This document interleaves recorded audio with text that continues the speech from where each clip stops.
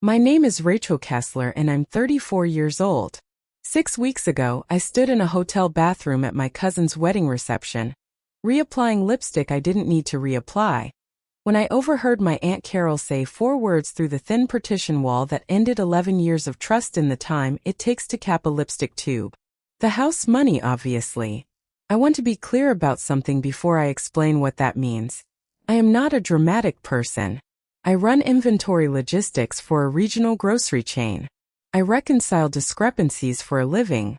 I notice when numbers don't match, and that Tuesday in a hotel bathroom, a number I had trusted for 11 years finally didn't match anything at all. Before I get into this, if this sounds familiar, drop a comment and let me know. And subscribe because you'll want to see how the math worked out. Let me back up. When my grandmother Ruth died, I was 23.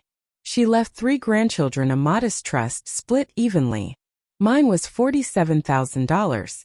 My parents Diane and Robert were named trustees until I turned 30, standard for a family that didn't fully trust a 23-year-old with a lump sum. I never questioned it. Ruth had raised me most summers while my parents worked. She used to say money without patience was just paper. I figured she wanted the patience built in.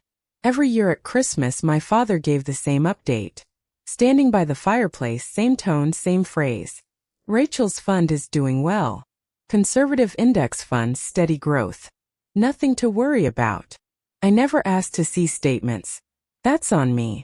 I trusted him the way you trust a parent who taught you to drive and paid for braces and never once, in 23 years, gave me a reason to check his math. My younger sister Emily got no trust. Grandma Ruth loved her, but Emily was born after the trust was already structured for the other 3 grandkids. A cousin timing thing, nobody's fault. Emily used to joke about it at Thanksgiving. Rachel's rich and I got a coloring book. We laughed. It was never tension. Not until it was. Emily got engaged 2 years ago to a contractor named Dev. Sweet guy, terrible timing, self-employed with a regular income. They wanted a house. Starter home modest in the town where they both grew up. I remember my mother mentioning it at a family dinner, almost casually. It's just so hard for young couples now. Down payments are impossible. I nodded along. I had no idea I was listening to the opening line of a plan. My 30th birthday came 14 months ago. That was the year the trust was supposed to transfer to me. Full control, per the original paperwork Ruth's attorney drew up. I didn't bring it up. I figured my father would. Birthdays came and went. He mentioned the fund exactly once that year, the same fireplace speech, same phrase. Doing well, nothing to worry about. I let it go another few months. I was busy. I trust my father. I want you to understand I am not someone who distrusts people easily. That's important for what comes next.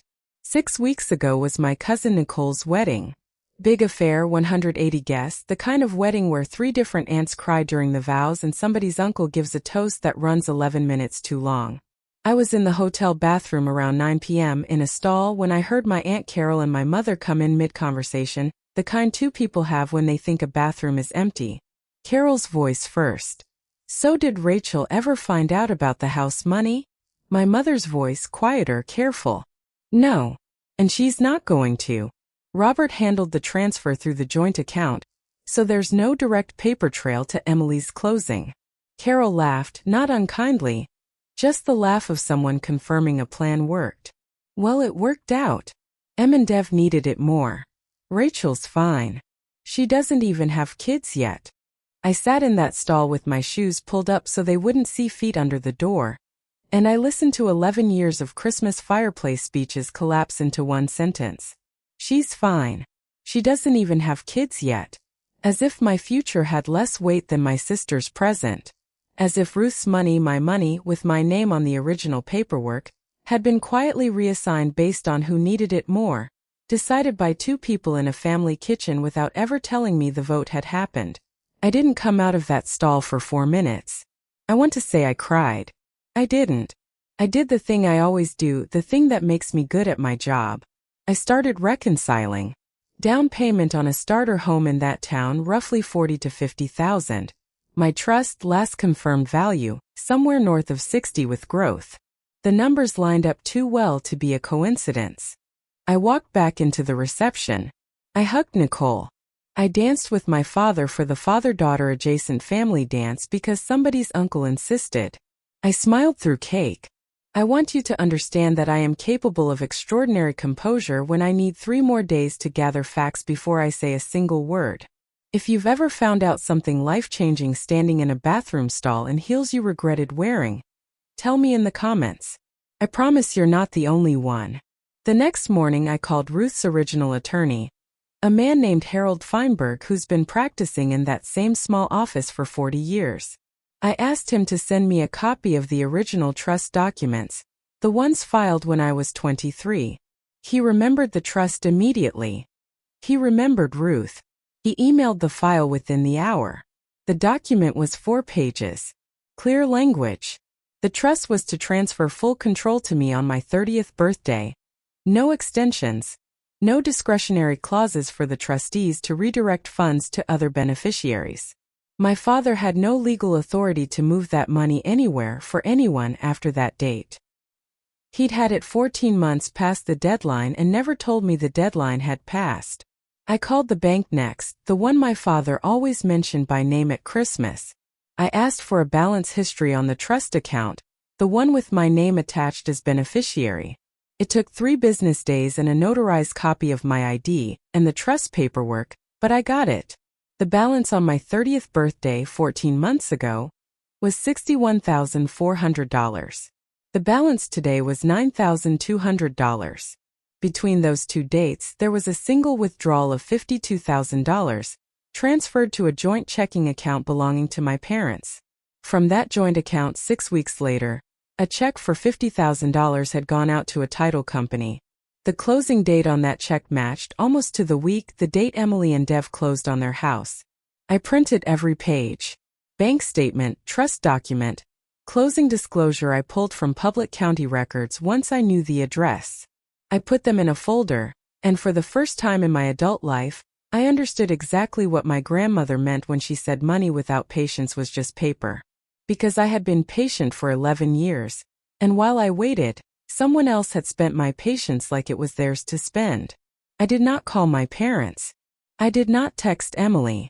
I drove to my mother's house on a Sunday, the day of our standing family dinner, the one we've done every week since I was in college. I brought the folder. I said nothing about it walking in. Dinner went normally at first. Robert asked about work. My mother asked if I was seeing anyone. Emily and Dev talked about their new kitchen backsplash, animated, happy, completely unaware of the tile floor I was standing on. I let them finish the backsplash story. Then I set the folder on the table next to the mashed potatoes and I opened it to the first page. I want to talk about my trust, I said. The one Grandma Ruth left me. My father's fork stopped halfway to his mouth. My mother's face did the thing faces do when a plan they thought was buried starts climbing back out of the ground. It's doing well, my father said, automatic, the fireplace speech on reflex. Conservative growth, nothing to. It has $9,200 in it, I said. It had $61,400 on my 30th birthday. 14 months ago. The day it was legally supposed to transfer to me. According to Harold Feinberg and the original trust document, which I have right here. I turned the page toward him. Nobody at the table moved. Emily's fork was still in the backsplash story, suspended, forgotten. I know about the withdrawal, I said. $52,000, moved to your joint account. I know about the $50,000 check to the title company. I know the closing date on Emily and Dev's house. I looked at my sister, whose face had gone the color of the tablecloth. Emily, did you know where the down payment came from? She didn't answer right away. That was the answer. Mom told me it was help from you and Dad, Emily said finally, quiet. She said you two had some savings freed up. It was my inheritance, I said. Grandma Ruth's money. Left to me. Not held for a family vote on who needed it more. My mother's composure cracked first, the way it always does with her, tears arriving fast and loud, designed to end the conversation rather than answer it. You don't understand how hard it's been for them, Rachel. You have a stable job, no kids, no mortgage pressure. Emily needed a down payment, I said. I needed my grandmother's money, the one she left specifically to me, to still exist when I turned 30. Those aren't the same category of need, Mom. One of those is a want you decided mattered more than a legal document. My father set his fork down. He looked older than he had 5 minutes earlier, the way people do when the story they've been telling themselves finally has to compete with a bank statement. We were going to tell you eventually, he said. Once things settled. We thought if you knew Emily needed it more, you'd have said yes anyway. Then you should have asked me, I said. You had 11 years to ask me. You had a phone. You had this table every Sunday. Instead you took it, hid the withdrawal in a joint account so there'd be no direct line to Emily's closing, and told my aunt at a wedding that I was fine because I don't have kids yet. My mother went still. She hadn't known I'd heard that part. I didn't raise my voice through any of it.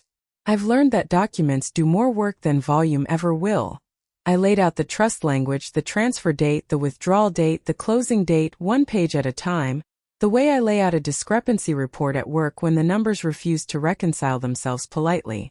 I'm not asking for the house back, I told Emily, because I could see the fear in her face, the fear of losing her home over a decision she didn't make. This isn't your fault. You didn't take the money. You were told it was a gift. I believe you. I turned back to my parents. But you too took a legal document, my legal document, and decided you knew better than a dead woman's written wishes and a signed trust agreement. That's not family taking care of family. That's a decision made about my money without me, and then hidden well enough that I only found out by accident, in a bathroom at someone else's wedding. Nobody argued with the paperwork. There was nothing left in it to argue with. I told them what I actually wanted, which surprised all three of them because I think they'd brace for a lawsuit. I wanted the remaining $9,200 transferred to an account only I controlled immediately, no more fireplace speeches.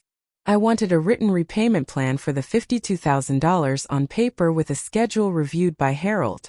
Not because I need the money desperately today, but because a debt that isn't written down is a debt that gets forgotten by everyone except the person who's owed it. My father agreed before my mother did. I think some part of him had been waiting 14 months for someone to finally ask him to account for it. 2 weeks later, Emily called me alone. No parents on the line.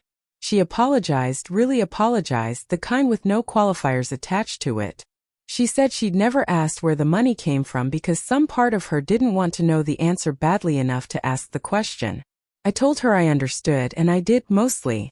We're rebuilding that one slowly. It's not her debt to carry, but it's still something between us that needs time. I haven't gotten a check yet.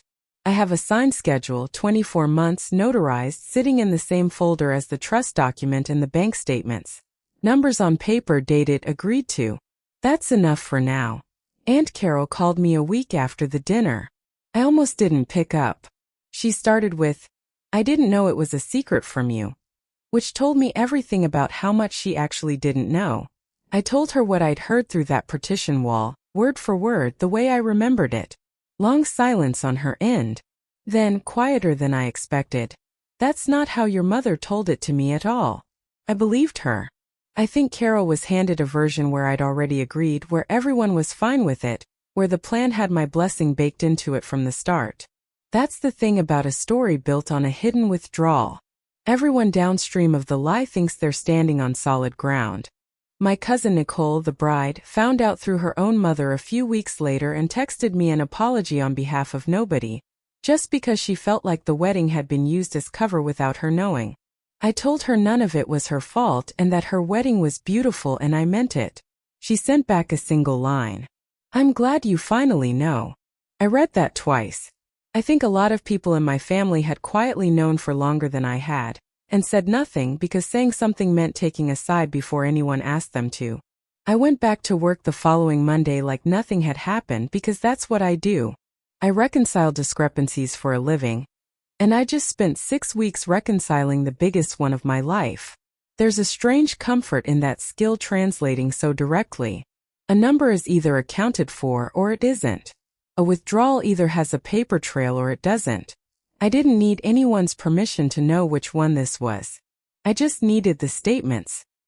Here's what 11 years of a fireplace speech taught me. Trust isn't a favor someone does you by not stealing from you.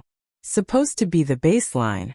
And when someone breaks it, the apology that matters isn't the one that comes with tears at a dinner table. It's the one that comes with a signature and a date.